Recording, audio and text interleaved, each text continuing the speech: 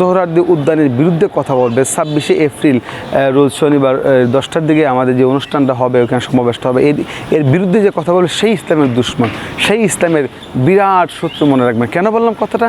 কারণ সমস্ত আলেম ওলামা এক হয়ে ওইখানে যাচ্ছেন। আর যারা বলবেন এখানে যদি কোনো ব্যক্তিকে নিয়ে সমালোচনা করে, এগুলি এখন সমালোচনা করে দেখার বিষয় নয়।